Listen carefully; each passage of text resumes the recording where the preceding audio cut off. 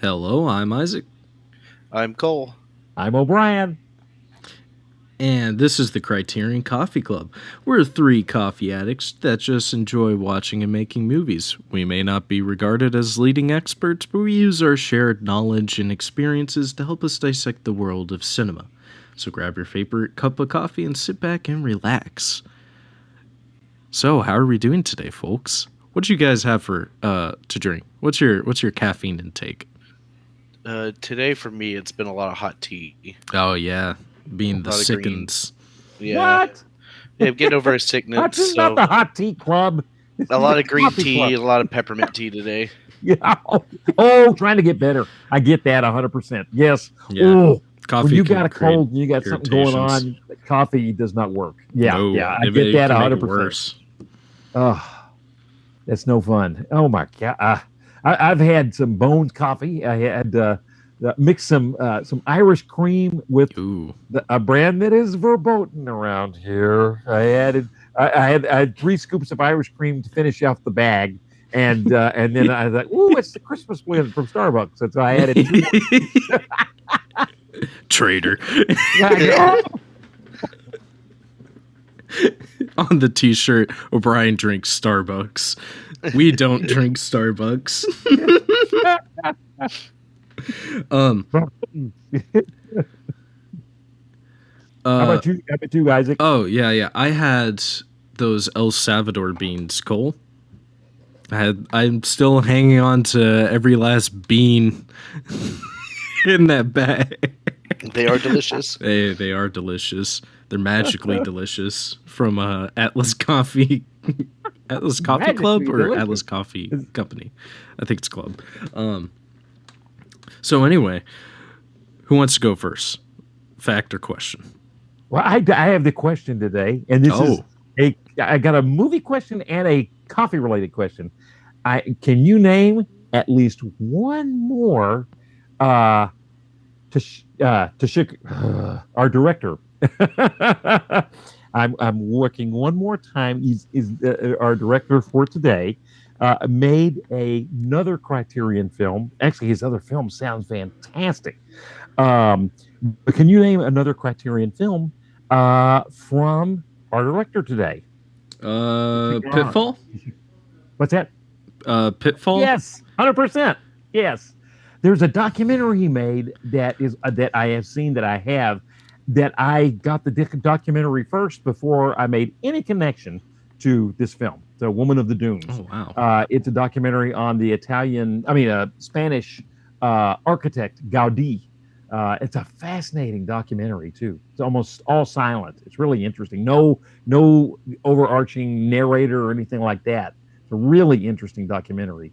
And Gaudi was as an architect in Barcelona has designed the La Familia, which is an unbelievable church. It's taken 100 years to make to build this church. And anyway, so that's and the other thing is what special day is coming up that relates to coffee? Anybody know that one? Isn't it? Aren't Isn't it about to be World Coffee Day? It is absolutely right around the corner. I was thinking Man, about you that guys recently. did great on your facts. Yeah, Well, that's all yeah. Isaac. Didn't we, Cole? On your yeah. Well, I knew Pitfall off the top of my head because something in my brain told me that was the movie we were gonna watch. So until you said something about Woman of the Dunes, I was about to boot that movie up instead, Oh, like the Pitfall. other day. So it was a Yeah. good thing you mentioned that right before I did that, because I ended up would have not have watching what we watched today by accident. That is another film by Teshigahara, and it looks great. Oh It's, yeah, yeah. Today's movie really got me excited whoa, what a film! the other two movies. Honestly, I Oh might have to yeah. go watch them Oh, when I get the chance.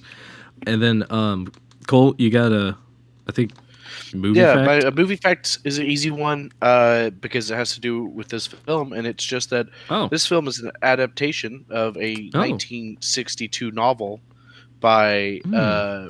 Kobe Abe, who is apparently a pretty big name within like classic Japanese literature. The Oh book wow. only had came out 2 years prior to this film, um, And my understanding is the director of this film has done other adaptations of his books as well. When I was trying to do a little bit of reading on this movie, I realized that there was a lot, if not more, information dissecting the book. So now I'm kind of really curious about reading the book. And he's very faithful to the book. Sounds like the book. Yes, I've also heard that. And one thing I was reading when I was looking all this up was that in the book, and we'll get into it a little bit later, but in the book, everyone who read it was talking about how detailed, like how the sand would like be so invasive into every pore of their skin and everything. And I think the movie does some really interesting stuff to get that across. Wow. At at one point of watching it, I did think, man, I think this would make a pretty good book. Yeah, well, there you go. So I was like, I wonder if this is based off a book. So that's pretty funny. So my coffee fact is another thing about brewing coffee. And and I know I've talked about like how different stuff like brewing ratios and weighing your beans like really changes the effect of like how coffee tastes. Can you guys guess another aspect of brewing coffee, more specifically with pour over, that really changes the way coffee tastes? What were the other things the original things you gave us? Well, I've talked a lot about like brewing ratios, weighing your beans, different methods as well, like French press versus yeah. What about like what's one thing, Cole? You might be able to get it because you've seen me do it.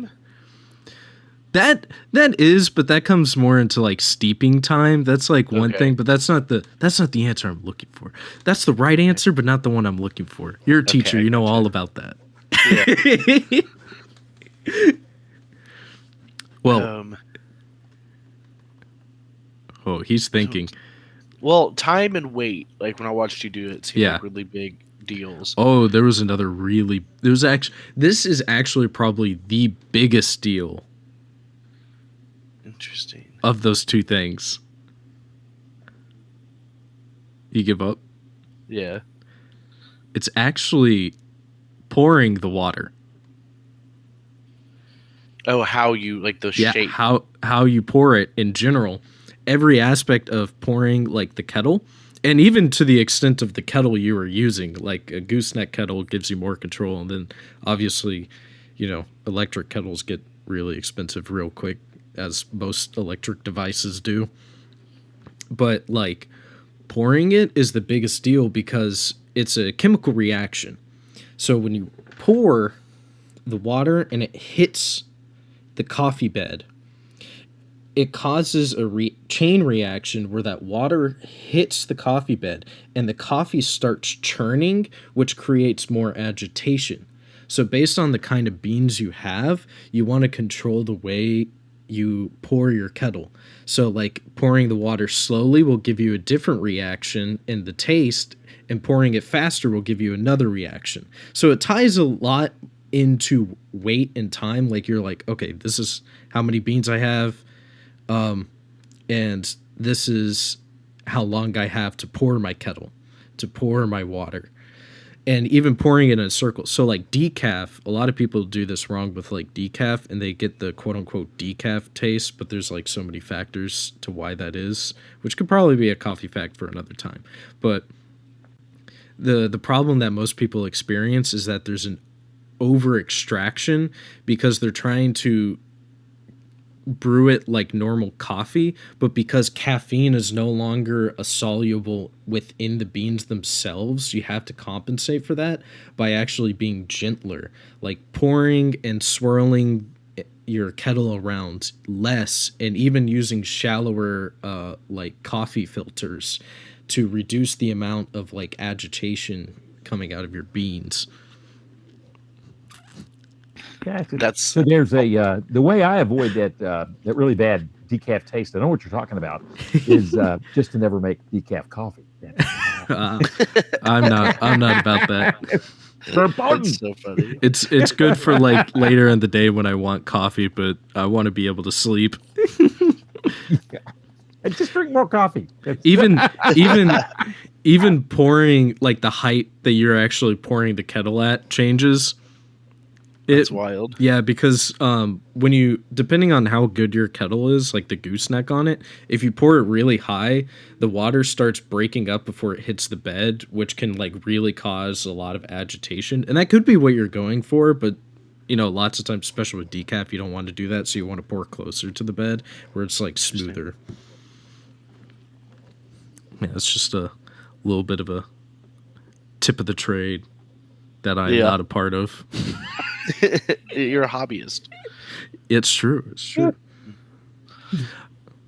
All right.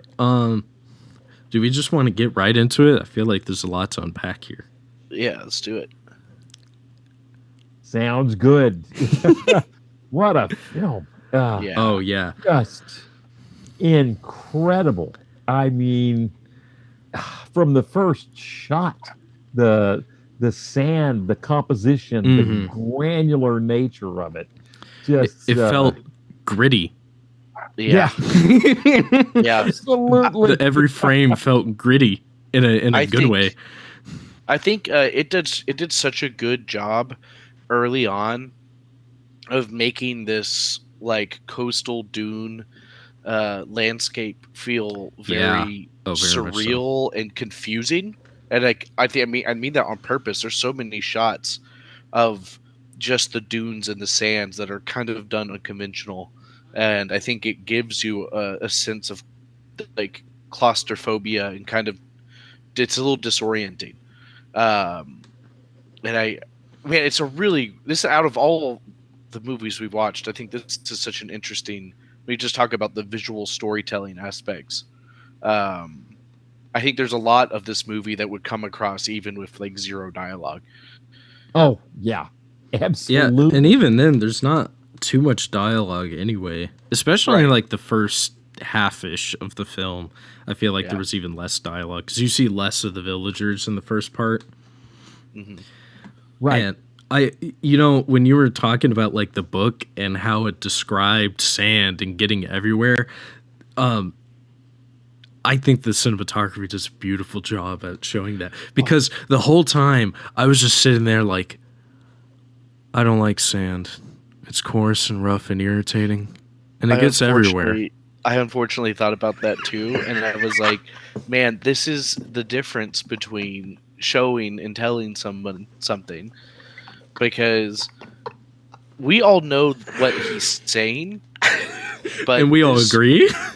And we all agree, this movie does such a good job at showing that to you and showing how invasive and suffocating it is. In this particular instance, they are in a pit that is continuously falling to sand, and if they do not shovel out the sand, their home will be covered. I think to take that even a step further, what's really funny is Anakin says that line to Padme almost like he's hitting on her. Yeah. And in this movie, the scene where they really start like getting erotic. Getting erotic towards each other is when he's getting rid of the sand that they talked about how they hated, and you see it everywhere and how coarse it is because you can hear it like him brushing it off in the Well, and then I think the when they take the time to show the close-ups of their skin, there is these really slow, like macro, yeah, they are, because you can see the pores in their skin, and you see the sand get caught on their pores, and particularly like there's a shot where it's going down the side of her face really smooth, and you can see how she's been wiping the sand from her face, but as you get closer to her hairline, it just starts getting caught more and more in the wrinkles of her skin and within like the wiry little tufts of her hair, and it just gives this real sense that like, oh my, it's everywhere. And every time they brush off an item from a counter that they haven't touched recently, they brush sand off the top of it, and there's constantly sand coming through the ceiling. They have the sand umbrella to cover their food. Uh, Yeah. you know, Yeah. You can almost believe in the woman's point of view for her science. The man has his science. This sand is dry. There's no such thing as rot when it comes to sand. But she points out that there's a kind of a liquidity to sand, that it creates a sense of rot.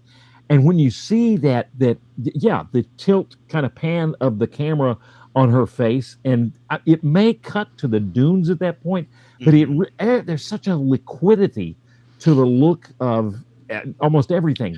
Sand is a liquid entity, but yet it's dry too. It's you get that when she talks about her husband dying. She talks about how he was drowned in a gale. Right. Husband and daughter. Husband and daughter. Yeah, that's exactly right. Unbelievable. Yeah, I think this also shows like cinematography really does so much for storytelling and what we do, because they're in one location like the whole movie, but they get creative, and because it's a 2.5 hour movie, if you start seeing the same kind of shots, you're gonna get bored really quick. But they're getting creative, like the shot where like they were using the reflection off of like the window or whatever. Incredible. Near the end of the film, that was incredible. Yeah. The uses of reflections, you get that. There's a few times they use that in this movie in a really interesting way. I love the shot when he's looking into the water at the end, and he sees the child peeking down, right, from the top, one of the villager children. And he looks at himself in the water too near the end. Yeah, some great reflections. And he's a villager now. Yeah. I think the reason he wanted to become a villager is because he said the line about how he wanted his name in a book. And I think he saw the village as his way of being able to get there, because he was like, we can have basically infinite water. Like, we don't need to worry about water again. And I'm the guy that figured it out. Yeah, he wanted to be the guy that introduced something impactful into the community. Yeah. And when he was a scholar, because he's an entomologist, that it was about discovering a bug. But then now that he's a villager, he's about to give them access to cleaner, more efficient water. He's about to be, big news. Oh yeah, that's a good point. Because it brings up here, we start off with him. He's a school teacher. He's kind of you gather maybe secondary school, something like that in Japan, on a 3-day vacation, and he's doing his hobby, kind of a hobby, I think the author, maybe the author in the book talked about, made some generalizations about entomologists and how they're loners. So he's off and doing his thing. When he first sees the villager asks if this is an inspection, and says, nope, I'm just a teacher on vacation. Then he goes and lays down in that boat, which was really interesting. And he talks about all the different forms that you got to fill out in Japanese society. And apparently that goes way back. In earlier, I think pre-World War II Japanese society, they even you had to have passports to go from island to island. And after World War II, they cut down some of the forms that you fill out. But remember all those forms he talked about filling out as part of. You see that in other Japanese films, older Japanese films, kind of from the 50s and 60s. Kurosawa's Ikaru has a lot to do with. I mean, that's what he does all day, is just forms. Bureaucracy. Bureaucracy. So that kind of disdain for like the inefficiency of bureaucracy is interesting. How it defines you, how you're defined, you're pigeonholed. You turn up. You're so much a part of that system. Yeah. And I don't know fully how this connects. I was kind of wanting to get your thoughts on this. Apparently, there was a movement in Japan for Japanese people to sometimes just vanish themselves, to go off the face of the earth. And it's not that he did not. And there's a documentary about that made by a filmmaker. It wasn't made by the director of this film. And I was looking that up real quick. I think the documentary was called. I think it was just A Vanishing. But apparently there's and so that's essentially what happens to this guy. But he doesn't necessarily want to be vanished. But apparently that was kind of going on at that time in Japan, and I don't know if that's connected to post-World War II Japanese thinking after the atomic bombs. There's some, and the documentary that's connected with this, or it's a video essay, makes some nice connections to atomic things like the sand, like after the atomic bombs, whether they're in New Mexico as testing or in Japan, you have the sands that creep into and blow into buildings that have been destroyed. But he meant the video essay connected to the light, that when he comes out of the house at one point, he sees incredibly like a flash of bright light. But had you guys heard about or any films that kind of connect to the vanishing in Japan? I don't know anything about anything that directly ties to that. It's usually just like samurais that's disown true. the structure and then vanish and become like you say Ronin that or there's ninja. definitely some Ronin films where I feel like the main character definitely has a similar. Yeah, I mean, even games like Ghost of Tsushima, like at the end, you have the option to Or either Yojimbo. Yeah, Lone Wolf and Cub. Yeah, I think a lot of you get these samurais who are like our heroes who are disillusioned with the life of working for a shogun and their noble families, but goes off on their own. I did watch a Japanese horror film called Onibaba, and I think it's been a while. Who told me that was that? Is that William Dafoe's favorite film? Probably. I probably did tell you that. Either me or Carter. It is on Criterion. It's really good. But in it, like, one of the characters is like what's the one place in all those samurai movies they talk about? Kyoto? Yeah. He like leaves Kyoto because there was like a war there, and he like vanishes essentially. Like, he hides out among like this like farmer people, and he just like sits there and tries to not interact. So I think there is a level of like there is a vanishing thing that goes on, but in my experience, it's always just been like samurais. Yeah, that also just might be our large intake of samurai films. Yeah. Or ninja stuff. I don't know too much about like more contemporary post-feudal Japan vanishing. I do think the surrealist aspect of a lot of this does allow some interesting interpretations. I think from like almost from a feminist lens, there is something about how I think definitely like especially when we talk about like a very traditionalist arrangement, there is something about how this widow is feels the need to trap a husband, to trap a partner. Yeah, because that's ultimately what she does to survive. But when she talks about how she can't keep up with all this work on her own, she can't possibly survive living in the sandpit. Yeah, either without physically a husband or mentally, honestly.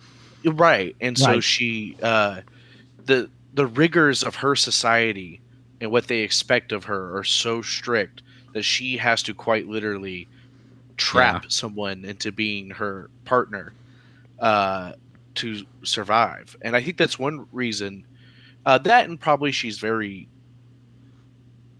I mean, she goes out of her way to cook him food and to clean him and to try to make him comfortable. The first night, you don't have to do any work, and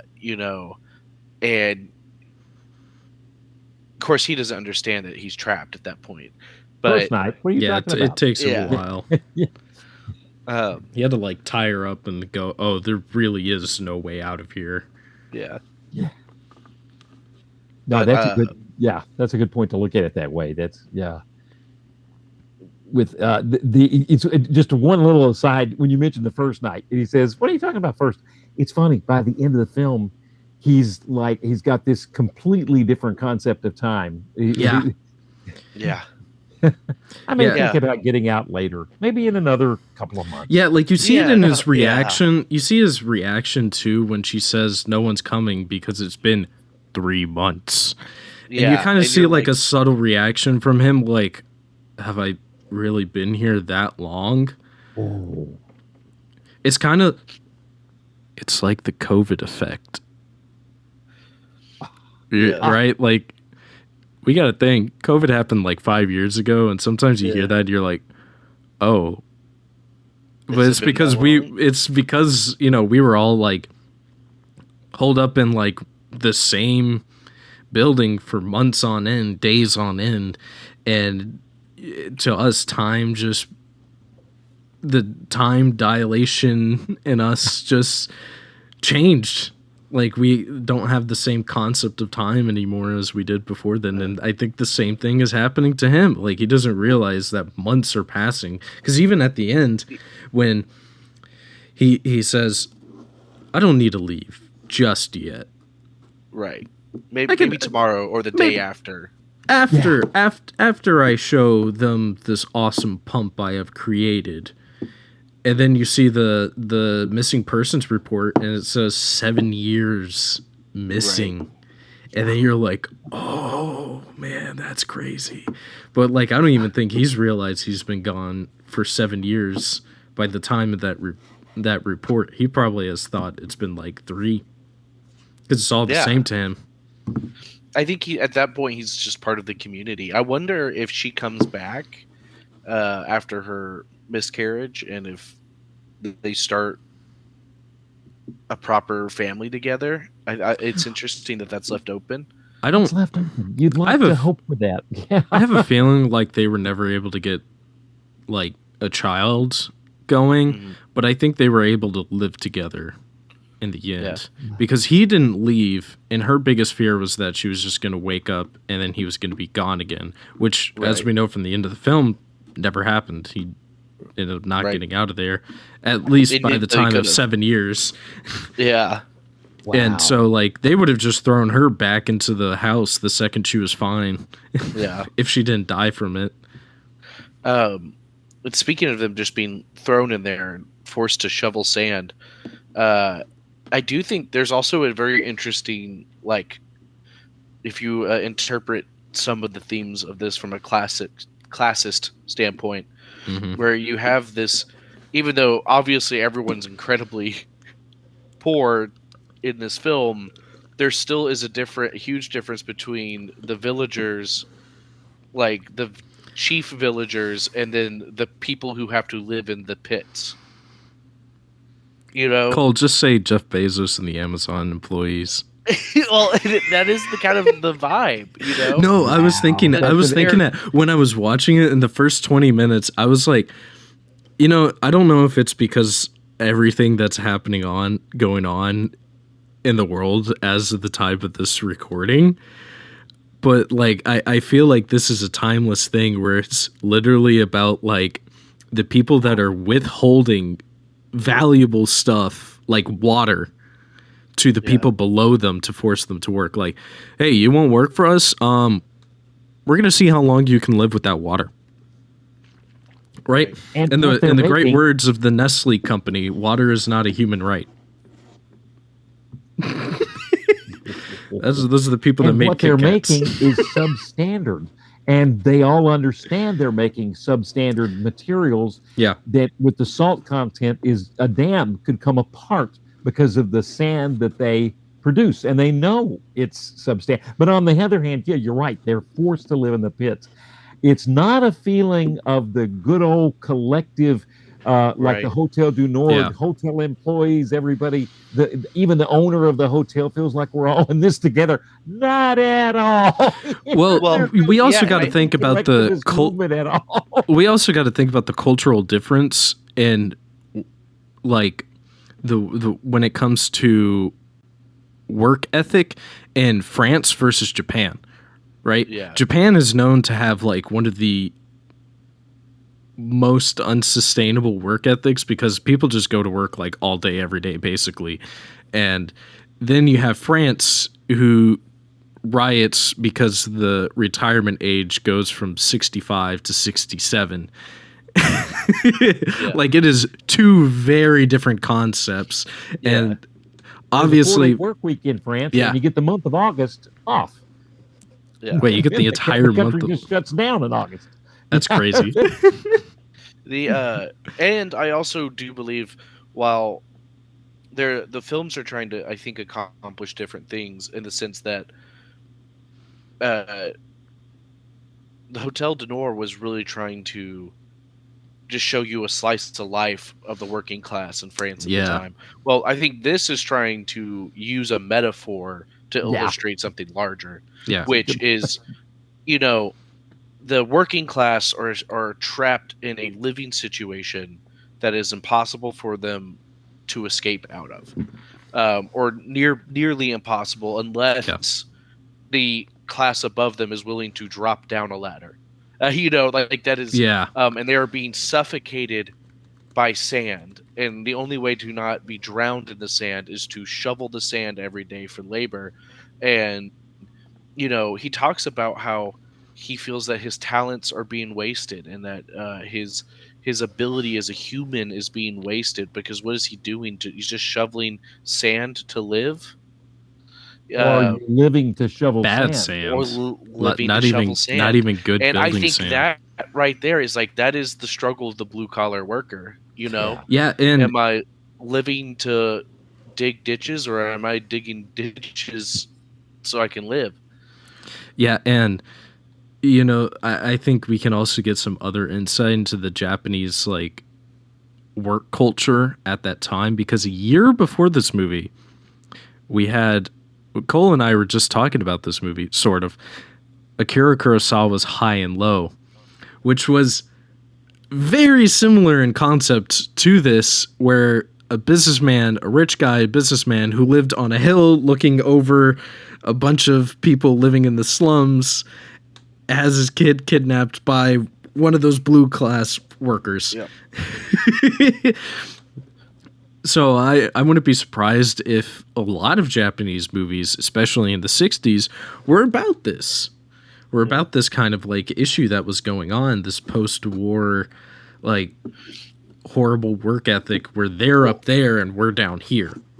Well, and I think right. I was going to quick say, you mentioned that the shift in Japanese cinema. The apparently this is kind of the first of the new wave, because the Kurosawa, it's hard to think of him as an older studio system, and Ozu. But this director comes along, and the first new wave had been La Ventura, across the 400 Blows, 8.5. You get these Fellini, French, incredible French directors. A French New Wave comes along, and here in 1964 is the start of the Japanese New Wave. And I don't know where I was going with that, but it's the kind of a pivot of the new coming to Japan, new ideas coming to Japan. Well, there is a lot in this film that reminds me of Fellini from a storytelling perspective, especially just kind of the subtle surrealism, the metaphorical eroticism, like, and obviously, anyway, it's trying to tell something bigger than what necessarily is like right there. But I also just think it's really World War II restructured the entire world, and when we talk about all these new wave cinema that is coming post World War II, that is trying to help, I think, us wrap our heads around the new class system that is being established, and it's everyone is trying to do, every nation's installing its version of the American nuclear family. For better or for that's worse. right, because we had the war bonds that gave us a crazy good economy in the 50s and 60s. Yeah. And Japan would have just restructured out of the imperialism that was Well, yeah, running well, the and keep in country. mind, the United States was, military control over Japan for several years to Oh yeah. reinstate Exactly. And when the a troops left, democracy that, more closely represents what we had going on. yeah, you're exactly right. They were making fascinating films, Kurosawa, Ozu in the 50s. But when those troops did leave, I think late 50s, mid 50s, late 50s, then another level of censorship goes away. Right. And you get this kind of Japanese new wave. And wow, what a film to jump onto the scene in 1964.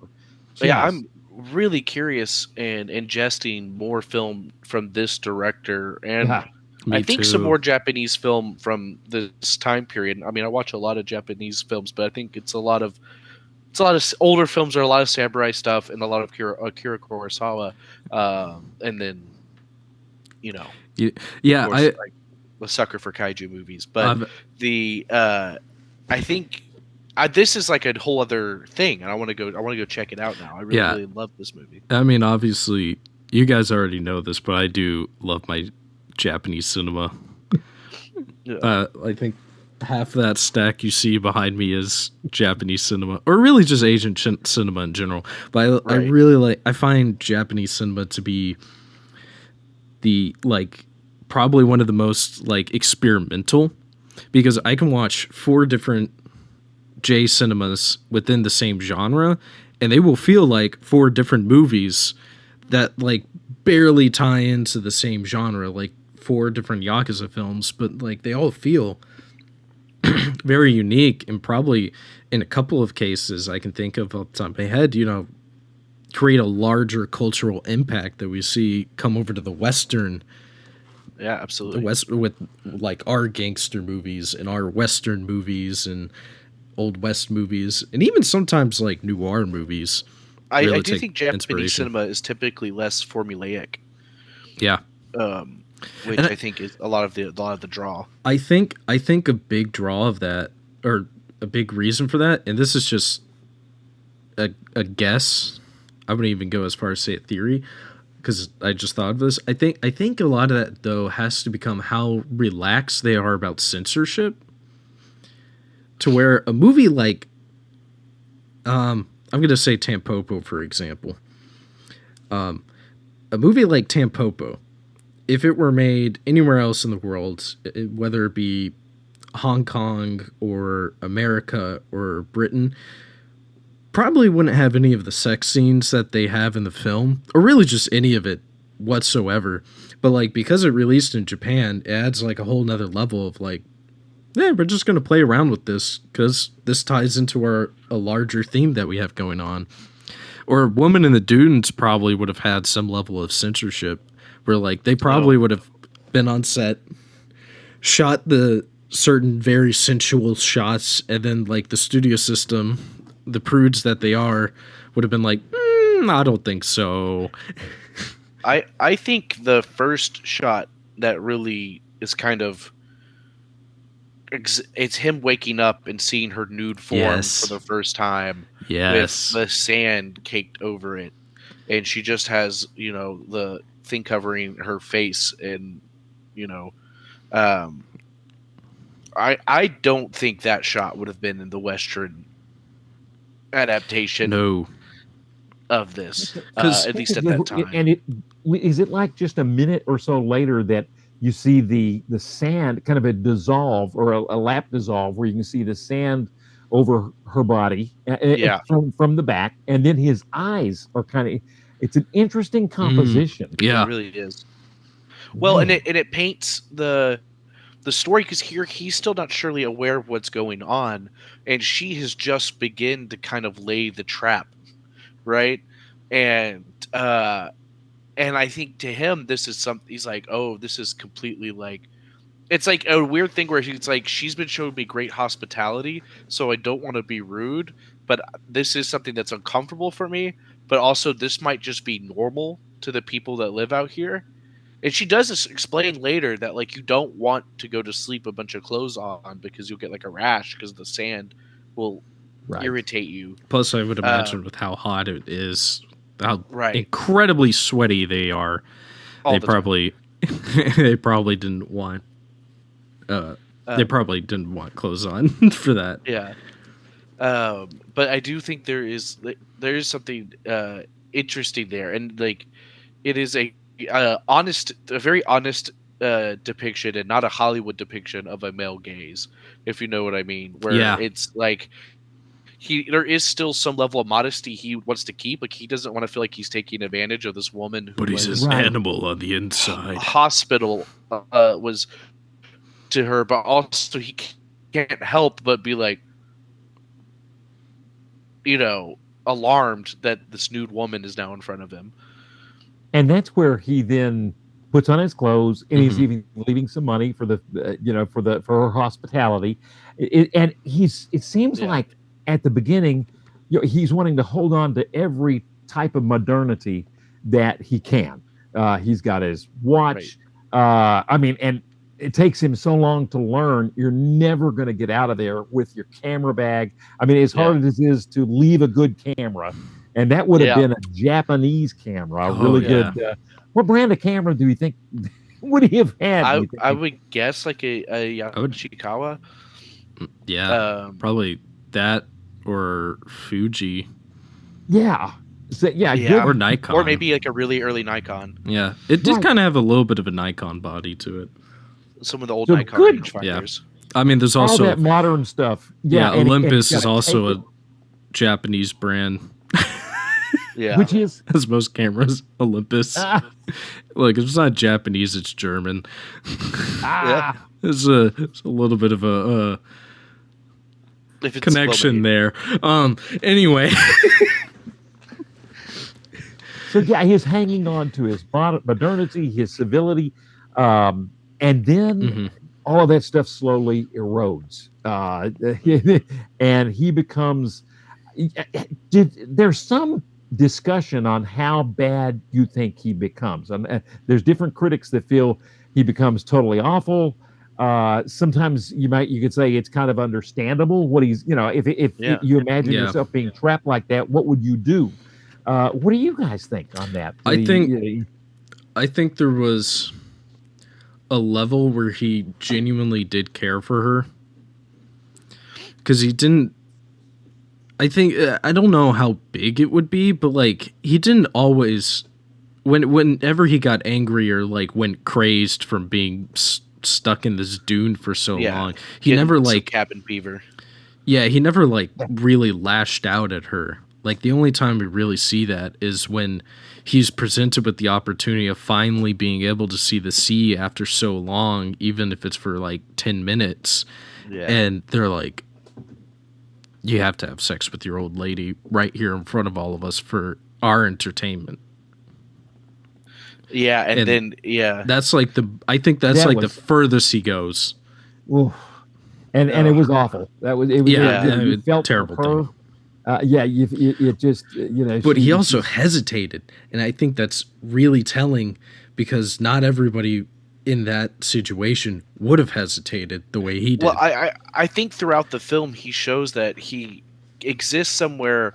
He has empathy towards her, right? In her situation. I also think that switches sometimes between genuine empathy and just pity, where interesting, where maybe he just feels like she's just so completely brainwashed and lost in this. Mm-hmm. And he tries to get her out. She talks about Tokyo a lot, and I think there's part of her that wants to go be one of the pretty girls in Tokyo, and she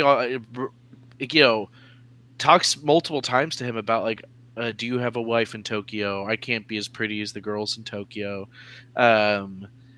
And she works so hard to get him a radio, so he can hear about Tokyo. Yeah, but it's more. She's way more worried about it than he is, I think it's interesting, and he also never. He doesn't go as far as to refute it, but he makes sure to never agree whenever she is like putting herself down. Particularly when she's talking about like her, like she can't be as pretty as the girls in Tokyo. Mm-hmm. I think he refers to that as nonsense. So yeah, he says something along those lines. Yeah, so I think that's really interesting. And the fact that he stays, I do think he has a genuine feelings for her by the end Yeah. of the film. Yeah, I think there's a And little bit of empathy, but also a little bit of selfishness into the reason why he stayed. Right, Because absolutely. you can very clearly see that he was throughout almost that entire sequence that he was thinking really more so about her, because he tries to give her the radio. He's like very concerned with how About they're her health. about her health and right, pulling her up, and then he thinks about the water thing. He thinks about it Yeah. later when he's like sees it with his face, and then he kind of like casts it to the side, goes back to thinking about her health again. She leaves, and then he thinks about it for a second, and I feel like in that moment I could see into his head when he was remembering that she told him her greatest fear was like she would wake up and he was gone, because it was almost like she knew, or she felt like she was going to leave for sure this time. Like she would come Yeah. back and he'd be gone, because she was very upset that they were taking her away. Right, and she wouldn't be there to make sure he doesn't leave. Yeah. I also think there is something interesting Mm-hmm. that I do You got think it. when he realized that she was like potentially a mother to his child, right? Even though obviously the pregnancy was going downhill, it seemed like he had a paternal instinct that kicked in, and I think that's also reflected in him seeing the child in the water whenever he makes the decision to stay. Oh, oh, good point. that is a good Wow, point. that's a and like you guys were mentioning, the pit, the metaphor for blue capitalism, blue collar workers, there's all sorts of good points there. But what makes this film so unique, as you guys are pointing out, is it goes beyond being a metaphor. He actually Mm, cares about the villagers, which is actually kind of incredible. Right. Considering what he's been through, cares for the woman, and becomes actually, becomes a living human being caring for that village in that situation. And yet, there's an interesting point to both you guys have had such good points. To your point, Isaac, about at the end where he's still going to what's his reason for with the water Right. pit and discovering that in the journal. One I think the guy with the video essay. This has got some great goodies with it on Criterion, and that you can actually get on the channel. And the 30-minute video essay, he says, is he trading in one mask for another? He has the mask of modernity where he comes in and I'm an entomologist and I this is what I do in the city. I mean, we all yeah. have those masks, but then he brutally has to give it up, find some humanity in him, and yet he's still got. Is this another mask? And if it is, it's he's a human being. I mean, we all have. Yeah. But it's a different level of mask. He's trying to help out the villagers. One thing I wanted your guys' take on this, and this is from the director. He said, I mean, you get that scene. That scene with the masks is unbelievable. The lighting's fantastic. The masks are fantastic. It's like a demonic, demonic ceremony that's happening, and it's wild. And the director himself, and this is where I'm kind of going to take a post-structuralist point of view, where the death of the author, we can all make our own meanings. The author will this is what I meant, but but we have the right to interpret it also. He says the masks are not negative, but they're not negative, but they're being it's representative of the man being integrated into society. Now, I didn't, at least on one viewing, I didn't catch that with the mask. I didn't go Yeah. like, "Oh, this is a happy moment." He's being Right. it felt It feels horrible. threatening. Yeah. So, what did you guys think? And what do you guys think of that comment? Actually, I did catch this because I was thinking about this, because this is something I see in a lot of Japanese culture as a whole. You see it in like the physical world, you see it in video games, you see it in movies, and they're very open about this. But like Japan has like this fascination with Carl Jung and Ah, his philosophy.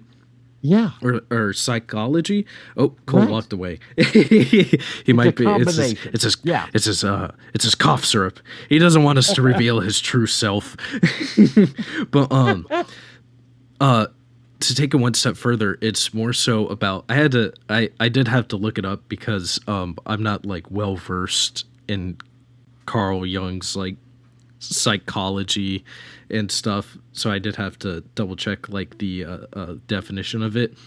But Japan has like this fascination with the persona, Right. a strategic mask of identity in public, the public image of one's personality, the social role that one adopts, or simply a fictional character. It is also considered an intermediary between the individual and the institution.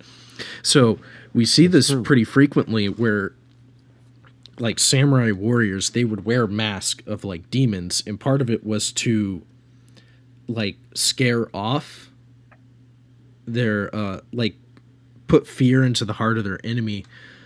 But we also see kind of another level where I think this has to do more so with like this part definitely back in samurai time had less to do with Carl Jung's psychology because that was not a thing so much, but right, they felt like the spirit of those demons and those kammis were like infusing them with like a warrior spirit. Like they would wear the mask of Hachiman, they're like kami of war, to like help them battle. Hello, Cole. Yeah. Welcome back. You missed that Hey, I'm entire sorry about that. the entire dissection that I said. And that's but you, to the archetypes yes, that Jung talked and about, including and the shadow archetype. there are a couple other things that I want to point out. There's a video game and there's a movie. Both of them are completely separate from one another. They are not the same thing, but they do share the same name, and that's Persona. And the entire aspect of both the movie, which is about like these high schoolers, that there comes like it like becomes this thing. It starts with like the kids that are being bullied. They're wearing like masks. It's actually a really good movie. I highly recommend it. They start using the mask to hide themselves, and throughout the whole movie, they're like revealing, and it's like their true selves are being revealed through the mask. And that's essentially what's also kind of happening in the video game Persona, but a lot more spiritual and like fantasy based with like summoning monsters and stuff that are going on. But the idea remains the same. And I think that's what's happening in that scene, because they're wearing like these demon masks, banging on the drums, and like I think that's really revealing the true spirit of the village. And that's kind of like really like he's stuck in this, right? Like he's stuck in this with everybody else, and because if that's the true spirit of the village, it's almost like infecting him in a kind of not quite like a Stockholm syndrome way. Obviously, there's a little bit of Stockholm syndrome-y stuff going on in the movie. You do, yeah. But like, definitely, like this is what he's exposed to. This is the world he's exposed to is now, and he's like, oh, exposure therapy. That's what I'm looking for. Like, it's like this level of exposure therapy of like, or immersion therapy, where like this is just everything he's experiencing the world around him, and like he's becoming like the villagers, where they're a little bit more self-obsessed, it seems. Yeah, right. Or is it Stockholm? Yeah, or is it Stockholm? Like, I think one thing I think I really love about this movie is because it does leave so much for interpretation while being relatively definitive. Yeah, we see the characters. Real. Yeah. We see the character's story, but this is a real interlooking at like a person's psychosis. Yeah. And humans are so complex, and the way we think is so complex. And this movie is okay with the idea that some of the things we think and feel might be contradictory. And I really think this movie explores that in an amazing way through both him and her. Yeah. Her too. That's another brilliant thing about the film is they could have just set her up as not having any sort of arc at all, And I don't know if it's, but she does sort of have an arc. She's a real person down there. So, and yeah, and that's what the different layers of this film, where you're dealing with real people. What would you do in this situation? You're dealing with kind of modernity and the idea of that mask of modernity, and then. Uh, and then even Jung pops in. There's just but at the and do we change out our masks? Are they so much a part of us? So many incredible things in the film that keep it alive.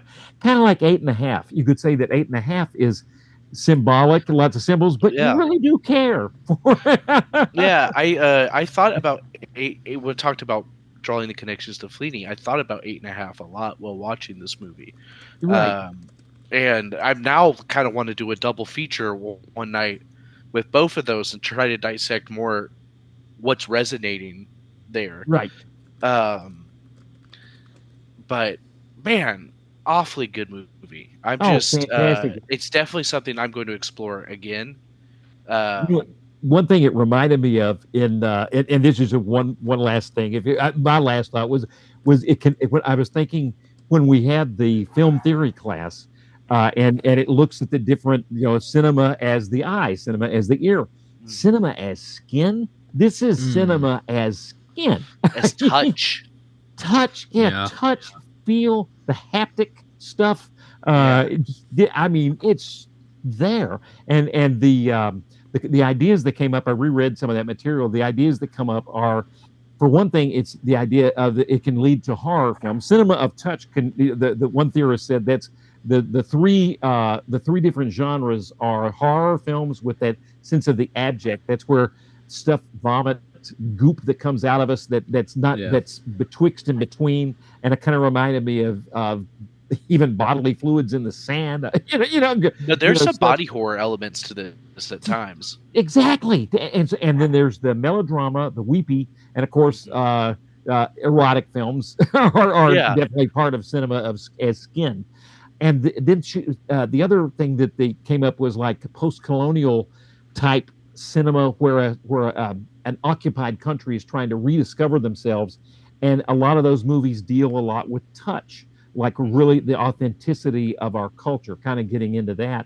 But this one just hit me, the sand. It's that liminal space. It's in between, that abject feeling. And I'm surprised the author of that book didn't mention this film.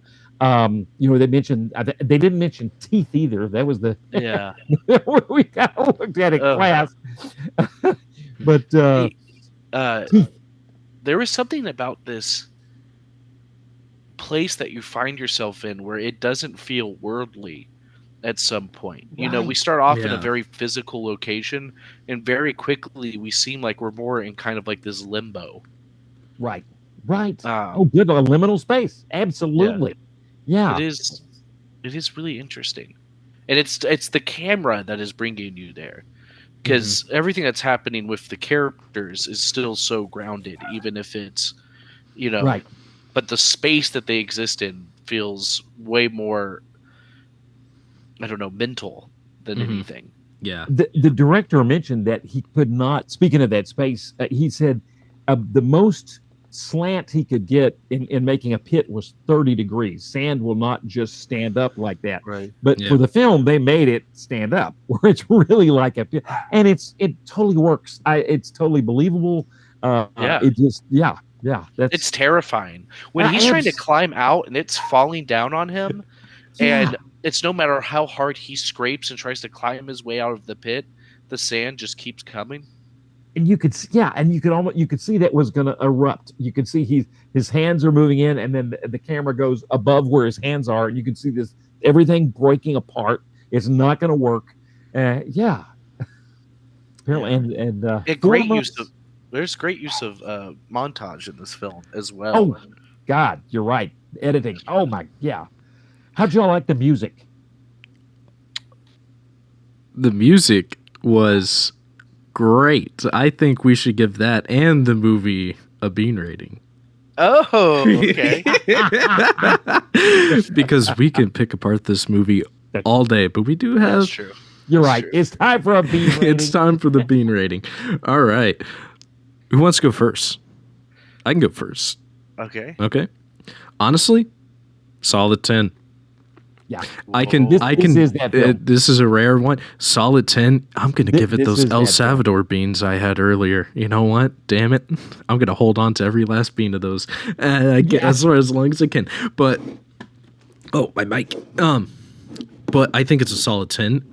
Yeah. Partly and due because of the music. I think the music was great because it was holding back when it needed to, and it really kicked in. Most noticeably, obviously, we were already talking about the non-diegetic sound going boom, boom, boom. It was that great transition where you think it's the music, and then you see the drummers almost infusing the spirit of the demons coming in. It's amazing. The acting, I feel like you can also pick apart everything. Yeah. Like, in the sense of, I mean, I feel like you can trace a lot of things that we see in modern cinema today back to this film almost, especially with, like, Japanese movies. Like, the more you watch, the more you could probably see some, like, coming back to this. Like, I wouldn't be surprised if George Lucas, when shooting Tatooine, had a little bit of inspiration going on with this scene, because that's what I felt like a couple times. Like, okay, George, we know that you're a big Japanese fan. We've seen the Kurosawa knockoffs. Right. But what about you guys? I'll give it a 10 also. Totally 10. 2 out of 3. The one thing you mentioned just about even how it affected cinema later, apparently even it was largely dubbed largely dubbed in, and one of the video essayists mentioned that video essay mentioned that it didn't have that kind of hollow room quality that a lot of dubbed in films have, where it feels like the actors. Yeah, that was good dubbing for 1964. Yeah, it sounded fantastic. I never thought that. So I did watch it with headphones, and it's not surprising to me that they dubbed it, because especially in dialogue scenes, I noticed this a bit more. Like, I could actually hear the camera rolling. Wow. Oh. Like, I heard the... Yeah. And at one point, I was like, what's that noise? I was like, I wonder if it's something with the house. I was like, it would not be anything with this house, because this house doesn't have electricity. Wait a minute. I was thinking about it. I was like, generator for lights? No, that's the camera. So it was there. Yeah, I thought that was... It's not like they had lav mics, and it's not like they were hiding the mics. So it's probably definitely a lot of boom action going on. Interesting. Cool. I hate to be... Oh, 2 out of 3 ain't bad, though. The one card... I'm giving it a 9, though. I mean, I absolutely love this movie, and I think I want to hold the El Salvador beans. They're 9 El Salvador beans. It is... I think it's my favorite thing. It's my favorite thing that we've gotten, and I said that last week about Hotel Noir, which I really loved. And I absolutely love this movie. I'm definitely going to experience it again soon. I think within a few months, I'll probably give it a rewatch, probably with 8.5. I'm glad you mentioned last week's favorite, because before we do our number generator, we are in episode 10, which means we're going to go and reevaluate our top 5 list, okay? I have it written down. Cole and O'Brien, you guys have shared a top 5 list since the last time we did this. In order, from 5th to 1st, we have Fiend Without a Face, Broadcast News, A Safe Place, La Promise, and Inside Llewyn Davis. And for me, it's pretty much the same, only I put Fiend Without a Face at number 4 and Broadcast News at number 5. How are we feeling this time? From 6 to 10, right? We're doing top 5. So something's got to be bumped. Ooh. Oh, a few things are going to be bumped. We have watched... So just to catch up, we've seen The Comfort of Strangers, Nanny, A Woman in Paris, Hotel du Nord, and A Woman in the Dunes. Okay, I think I can do it. Yeah? Okay. Number 1 is going to be A Woman in the Dunes.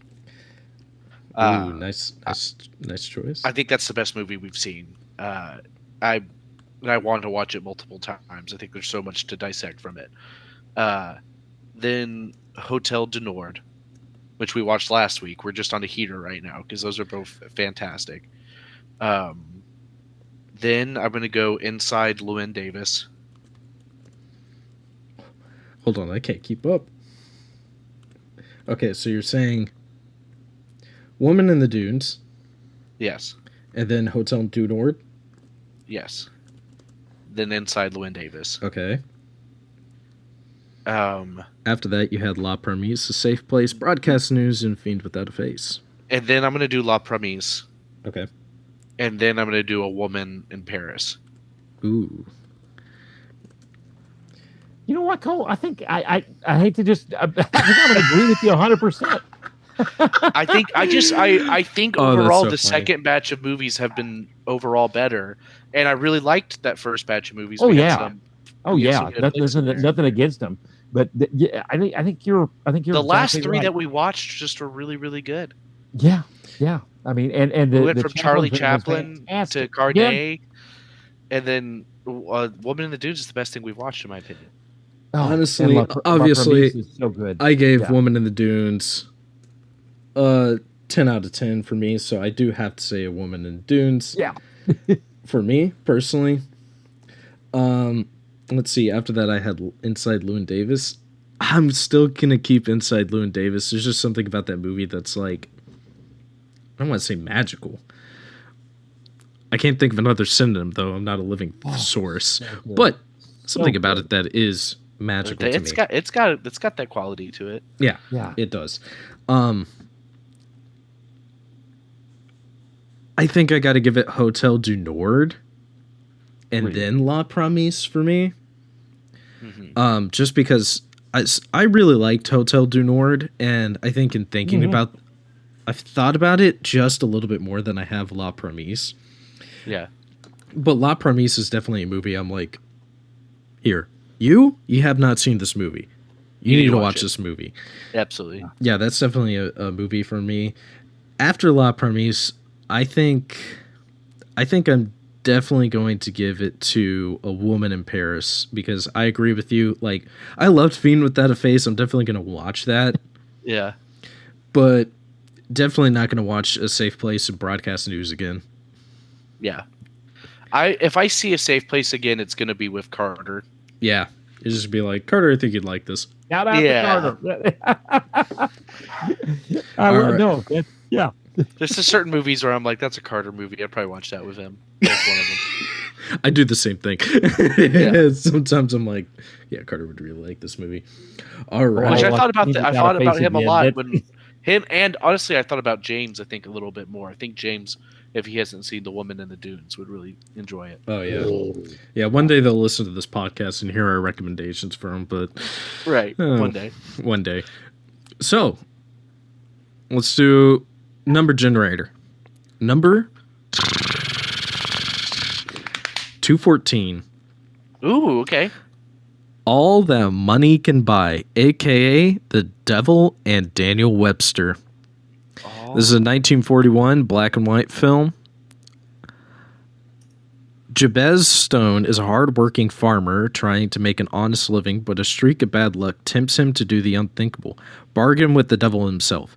In exchange for 7 years of good fortune, Stone promises Mr. Scratch his soul. But when the troubled farmer begins to realize the error of his choice, he enlists the aid of one man who might save him, the legendary orator and politician Daniel Webster, directed with the stylish flair by William William Deterler? Deterle? Yeah, Deterle. Thank you. My mouth just cannot, like, my brain can read the phonics there, but my mouth cannot speak it. All That Money Can Buy brings the classic short story by Stephen Vincent Benet to life with inspired visuals, an unforgettable Oscar-winning story by Bernard Herrmann, and a truly diabolical performance from Walter Houston as the devil. This feels like a Crossroads movie. Interesting. thing? I think so. This will, I'm there for that. yeah, this will definitely be very interesting. I'm liking the stills that I'm looking at right here, including what I assume to be the devil himself. Well, Walter, I'm excited. right. Walter Houston is John Huston's father. That's fascinating bit of the grandchildren, Angelica Houston, Danny Houston, but this is Hollywood royalty that's connected to, and Bernard Herrmann, God, did Taxi Driver, the music for I believe movies for just awesome. Should be a really good I did score. just have, and this movie is 106 minutes, just for clarification. Also, I meant to ask this earlier, but I forgot. Since we have done 3 bonus episodes, do you guys have any honorable mentions from the movies within the bonus episodes that you would like to throw out for if they were to be in the top 5? Oh Yeah. Yeah, indeed. Oof. Because now you're asking me to put Rafa Khan somewhere in there. Yes. I mean, let's be honest. I probably enjoy Rafa Khan more than I like A Woman in Paris. Yeah, I got to put Oh Brother Where Art Thou over A Woman in Paris for me. Yeah, I love that movie too much. I had such a fun. Sailor Suit and Machine Gun. Machine Gun had no right being nearly as good as movie it is. Was I mean, it's awesome. It's so good. And what's crazy is you watch what is technically the worst version because it was missing a whole 20 minutes that I watched. That's wild. I gotta lend you my copy. Yeah, I definitely want to give it a rewatch with the extended cut. But that movie's it was insanely good, and I was anticipating it to be fun, but it was really, really well done. It's an awesome movie. So that's honorable mentions. Well, I think all the bonus movies have been great. Yeah, all the bonus movies have been great. Could be two of them were curated for it, and then one of them was not. One of them was a little bit more random. So the random will probably bite us a little harder. But before we go, please like and share if you enjoy this podcast. And if you want to bring your own ideas from the movies we watch, or just wish to chat about cinema or coffee in general, then leave a comment and engage with us. All right, I'm Isaac. I'm Cole. I'm O'Brien.